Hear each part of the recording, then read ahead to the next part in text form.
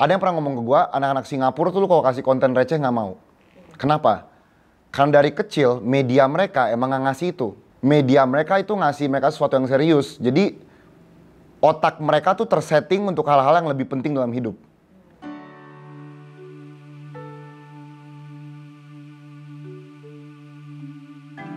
Kami menghadirkan orang-orang yang memiliki cerita hidup serta masalah yang berbeda untuk berbagi perspektif. Supaya kita bisa belajar dari perbedaan sudut pandang dan juga menyampaikan pesan sederhana. Kita tidak pernah sendirian.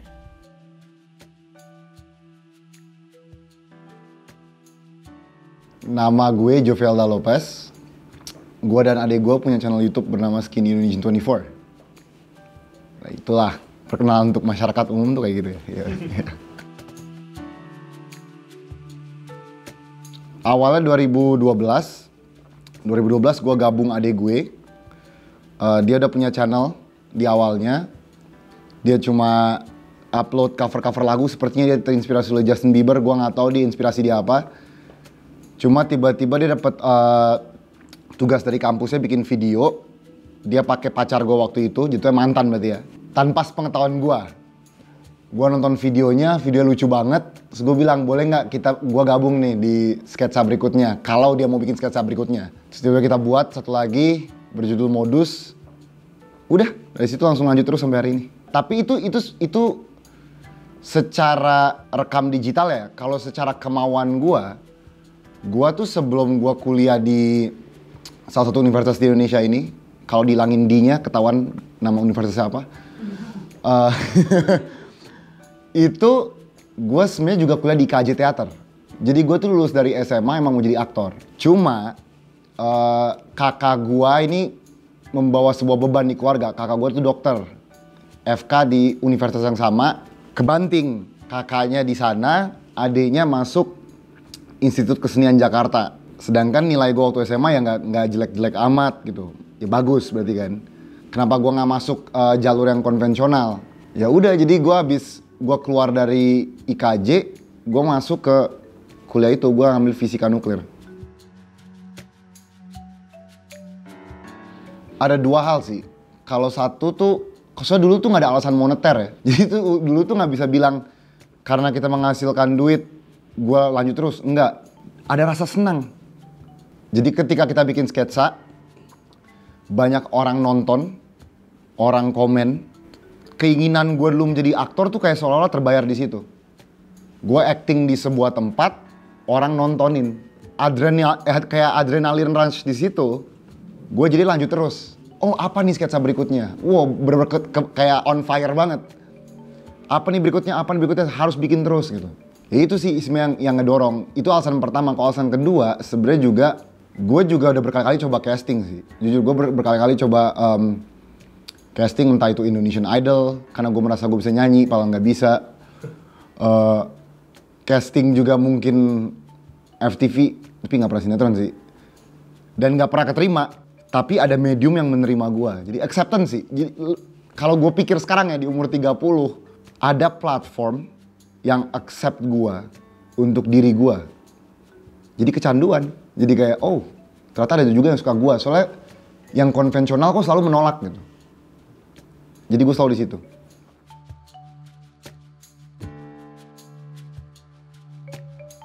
Kalau dari gue tuh momen dimana hal yang bercanda ini tiba-tiba berubah menjadi hal yang serius. Gue sama Anvi tuh rumah kita tuh kayak, kita hidupnya sederhana gitu. Rumah kita ada sebuah perumahan di Depok Timur lah. Ada yang tahu Depok Timur nggak ada? Kita ngerekam video-video kita di situ. Terus tiba-tiba suatu hari kita dipanggil NBA. Untuk menjadi wakil duta NBA untuk Indonesia. Karena kita ngerekam video-video basket di tempat sederhana kita bahas kecintaan kita terhadap basket NBA gitu kan. Itu jujur sampai hari ini gue nggak bisa percaya sih. Soalnya di otak gue tuh jauh. Gini, kalau lu lucu di Indonesia, dibahas media Indonesia, dapat film Indonesia, oke deh.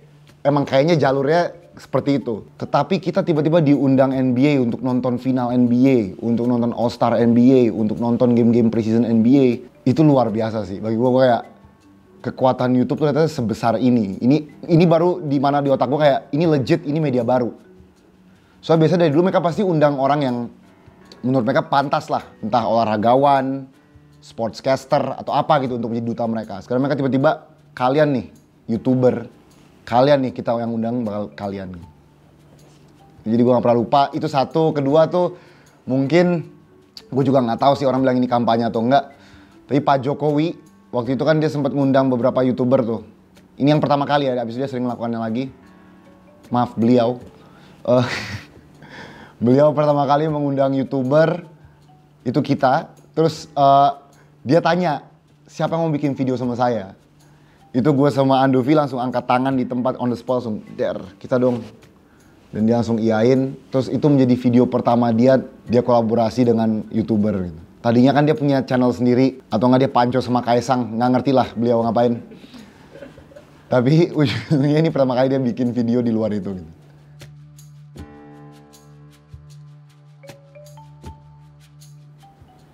Ini agak egois dikit ya, ini agak narsis. Cuma nggak semua orang tuh memiliki perspektif unik sih dalam hidup ini, semua orang memiliki perspektif unik pasti. Cuma gue sama Andovi tuh merasa kita ada perspektif unik yang harus didengar. Kayak ini ya, contohnya di awal-awal kita bikin video judul modus. Orang tuh kira kita mau ngebahas cara modusin cewek. Sama sekali enggak. Kita pertanyakan kenapa interaksi antara cowok dan cewek selalu dianggap modus. Sesederhana lu nanya, jam berapa? Ini bisa temen lu bilang kayak, wah modus banget nih orang. Wah dia cuma ngapain? Padahal orang ini cuma ada maksud untuk bertanya ini jam berapa. Keingintahuan dia terhadap ini jam berapa di hari ini gitu. Tetapi entah kenapa ya, semua tuh selalu anggap cara gue sama Manfi ngemas ini komedi murni gitu. Sketsa berikutnya kita bikin ada namanya Indonesia vs Bule. Nah karena gue sama Manfi besar di luar, kita itu sering banget kan menghadapi orang dari kewarganegaraan lain. Dan gak ada yang spesial gitu. Gak ada yang spesial dengan seorang bule, pemikiran kita semua sama. Tetapi entah kenapa kalau kita di sini, kita merasa bahwa mereka ditinggikan banget. Nah itu hal-hal yang ingin kita sampaikan. Tapi kalau zaman dulu di YouTube ya, kalau lu ngomong kayak gini, orang tuh kayak ngapain sih ini orang sok guru. Jadi kita kemas dengan cara yang lebih ringan, cara yang komedi. Tetapi yang ditangkap oleh Indonesia adalah komedinya gitu. Kadang-kadang pesannya tergerus. Orang kurang nangkep nih pesannya apa.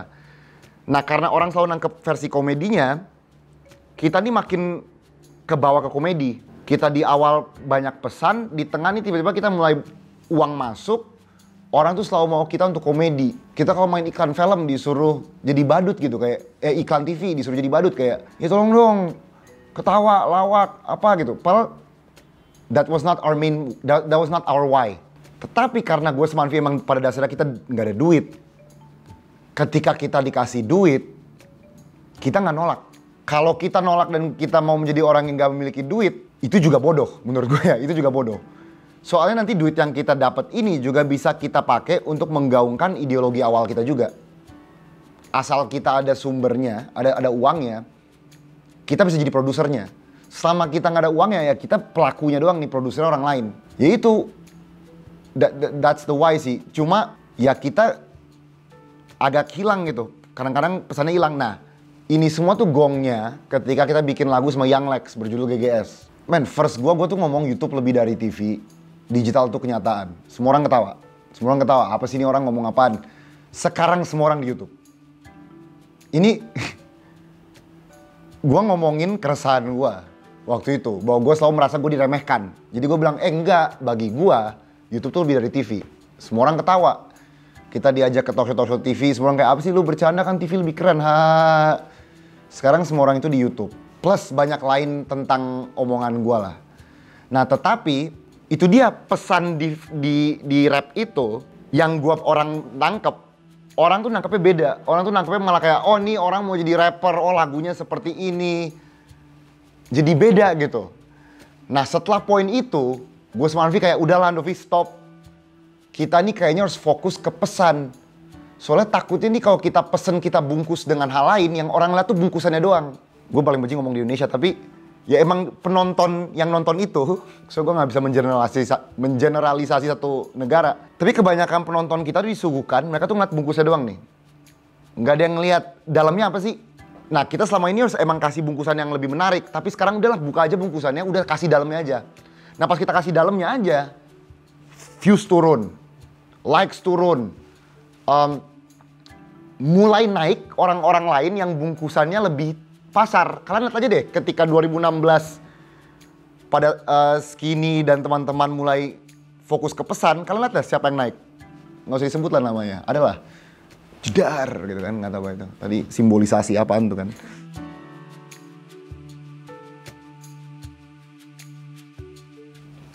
Sebenarnya gini, konten itu nggak salah ya, konten itu nggak ada yang salah. Cuma konten, sedihnya konten itu yang didewakan, menjadi spotlight.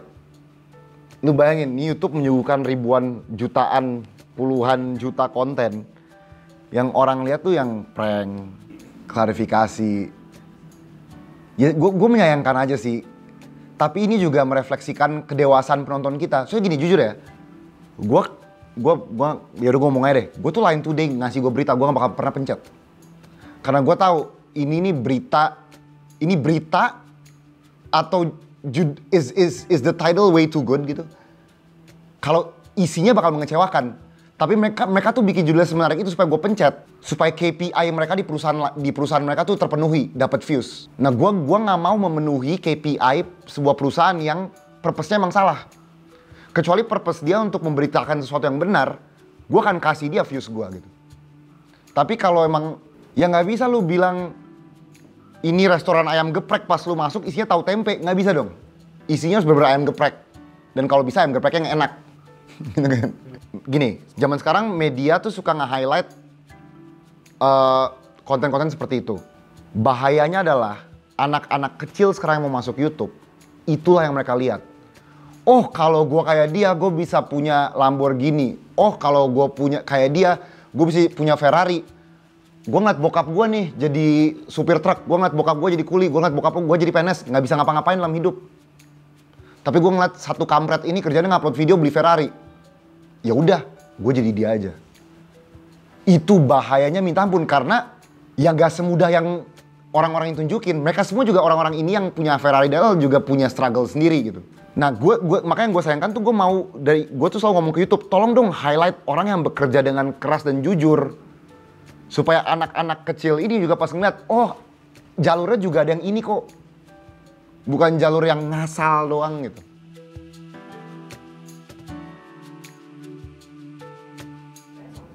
Nah, itu salah siapa? Budaya kita salah siapa? Salahnya, men, ini salahnya tuh dari produser zaman dulu. Ada yang pernah ngomong ke gue, anak-anak Singapura tuh lu kalau kasih konten receh nggak mau. Kenapa? Karena dari kecil media mereka emang nggak ngasih itu. Media mereka itu ngasih mereka sesuatu yang serius. Jadi otak mereka tuh tersetting untuk hal-hal yang lebih penting dalam hidup. Sedangkan kita aja dari dulu sinetron jam 6 isinya tuh cuma orang ngejar cinta palsu. Itulah entertainment Indonesia di prime time. Cinta antara ibu tiri dengan anak yang hilang, siapa kayak mau naik haji, itu yang dikasih ke kita gitu. Jadi otak kita ke setting, oh ini loh entertainment, ini loh yang penting. Ini gue ngasih contoh aja ya. Di Amerika dan globally, film terlaku, gue gak tahu sekarang udah lewat atau belum, adalah Avatar. Di Indonesia, kalau nggak Warkop DKI, Dilan. Sebut aja Dilan ya. Gue kurang inget persisnya siapa yang ranking 1. Cuma berarti film terlaku di Indonesia adalah antara anak SMA di mana cowoknya tawuran dan ceweknya sayang kepada dia. Itulah film terlaku di Indonesia. Gak ada yang salah sama sekali dengan filmnya, gak ada yang salah. Tapi itu merefleksikan entertainment kita gitu. Sedangkan di dunia yang paling laku adalah Avatar. Kalian kalau nonton Avatar, itu wow, it's about loving. Packagingnya menarik, tapi pesannya tuh tentang oneness between humans, the habitat, the environment. Lebih dalam daripada sekedar cinta anak SMA di mana cowoknya suka tawuran. Ya itu dia, emang untuk nyampe level itu, tadi lo bilang kan, itu yang penonton kita mau. Masalah penonton kita tuh terbentuk oleh kita. Kalau kitanya nggak jor-joran kasih konten yang bagus, mereka kan selalu keisep konten biasa aja gitu.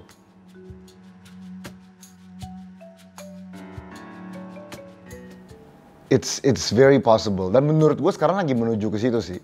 Tapi pasti banyak orang yang bakal mengargue nih di komentar kayak, itu top down method banget gitu, yang merubah produser, konsumen, yang merubah kan ini dua arah. Tetapi untuk di negara yang seperti kita, itu yang dibutuhkan sih. Bener-bener kayak dari atas nih, cuma ada ini gitu. Nggak ada pilihan lagi. Dan gini, jujur ya, Mungkin di awal gini ya, kita kasih skenario aja. Oke, sebuah stasiun TV jam 6 tiba-tiba dia berubah tayangan nih. Oke, mungkin awal-awalnya orang-orang yang nonton udah kayak, ini apaan sih? Udah gue gak mau nonton lah. Tapi habis 10 hari dia gak nonton, dia juga ujungnya kayak, aduh gue butuh hiburan apa deh, yaudah gue pasang. Itu emang it's not proses yang cepet. It's slow but sure gitu. It's seed, not speed. Nah itu yang menurut gue kita butuhkan.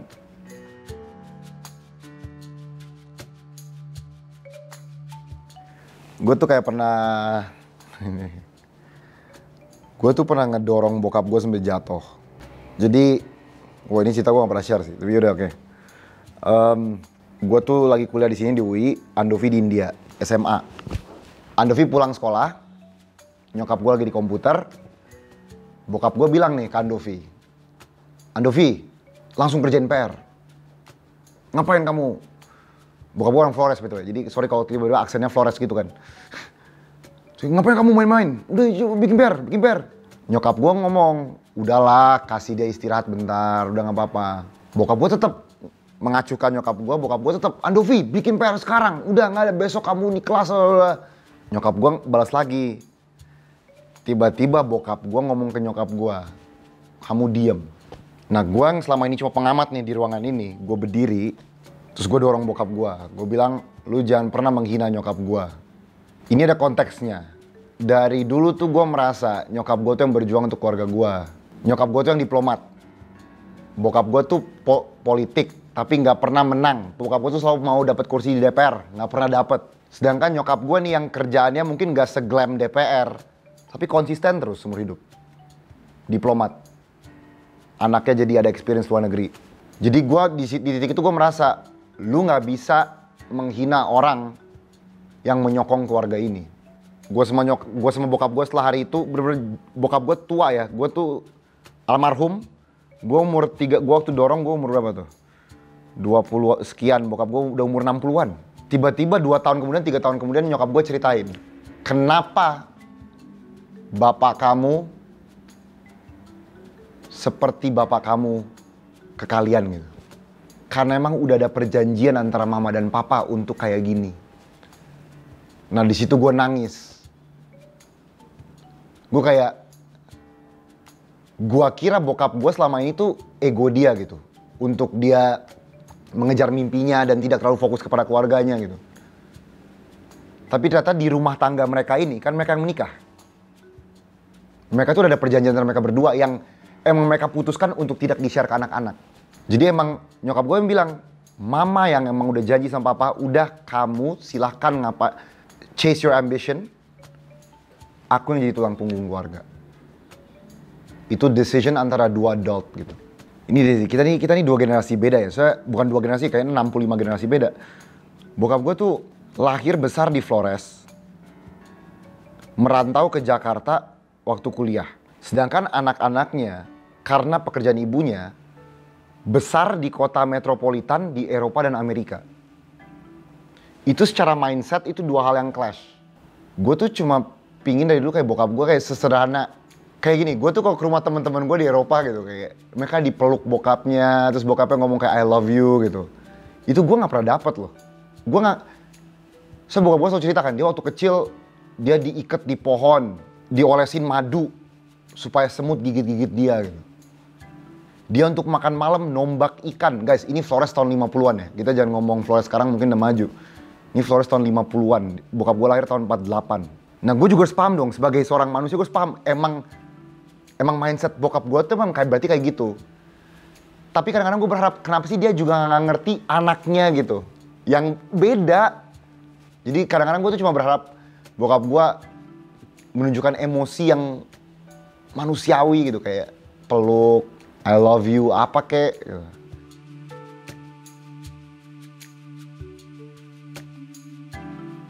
Ini gue suka banget nih, soalnya judulnya aja udah super CD. Judulnya Bucin, gitu. Gue pribadi, gue jujur aja men, gue ke bioskop, gue lihat ada poster Bucin, gue bakal skip. Gue bakal kayak, apaan sih, gue mendingan nonton yang lain. Makanya mengetahui hal itu, gue bikin kontennya supaya penonton kayak gua mau nonton. Oke deh, judulnya catchy lah. untuk tadi sebagai machine gun tadi gitu, meluas. Tetapi kontennya berat sih. Gue sebenarnya nggak boleh ngomong sama produser, gue nggak boleh ngomong kayak gini, tapi gue akan ngomong aja sih. Menurut gue penonton Menjadi Manusia itu jauh lebih dewasa ya. Jauh lebih dewasa gitu. Jadi gue jujur aja, ini konten dewasa yang sebenarnya produser mau kita jual untuk lebih ringan gitu. Jadi kembali ke cerita Bucin. Bucin tuh tentang 3 temen yang dalam hubungan. Satu mau menikah, satu hubungan lama tapi udah lumayan dewasa umur 30, gua. Satu lagi hubungan lama tapi masih lebih muda lah, umur 25. Mereka merasa di keseharian diri mereka tuh bucin. Apapun mereka lakukan untuk pasangannya. Tiba-tiba mereka ketemu online ada sebuah kelas anti bucin. Mereka pikir, why not? Ya udahlah, kita ikutin aja kelas ini. Mereka ada satu teman lagi yang jomblo, Chandra Leo, sutradara juga. Dia, ya udahlah, sejak temen-temen deket gue ikut kelas ini, gue juga ikut deh. Jadi kita berempat ikut kelas ini, dan ternyata kelas ini tidak seperti yang mereka kira. Pengajaran tentang cintanya lumayan ekstrim, dan juga sebenarnya pertanyaan terpenting adalah kalau kita mau tadi ngomong bungkusan dan ke dalam, kenapa kelas ini dibuat, itu sebenarnya yang paling penting. Nah itu bakal kebuka di akhir film, kenapa sih ada orang bikin kelas anti bucin.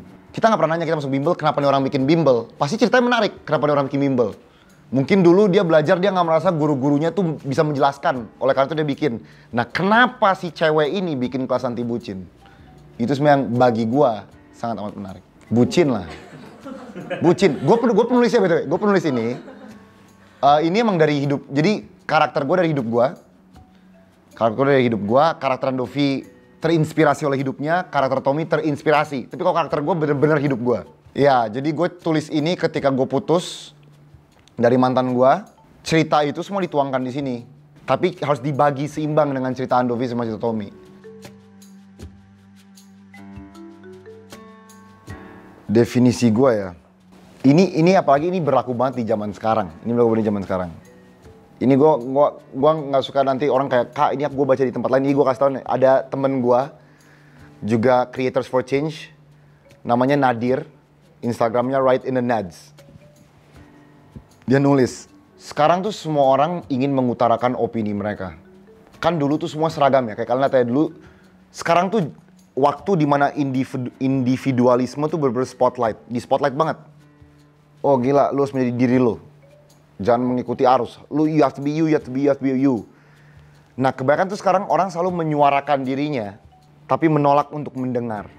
Nah menurut gua untuk menjadi manusia zaman sekarang adalah ketika lu bisa mencari titik keseimbangan nih.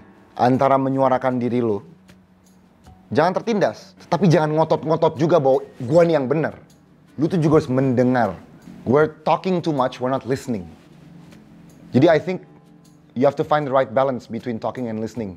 That will make you a good human being.